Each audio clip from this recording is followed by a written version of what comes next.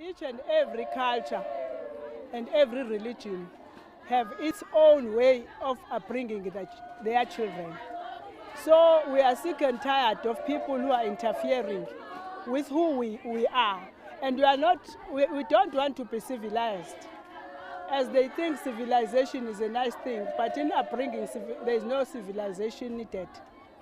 People must be who they are, at their respective homes, at the way they teach their own children, and that's what we want.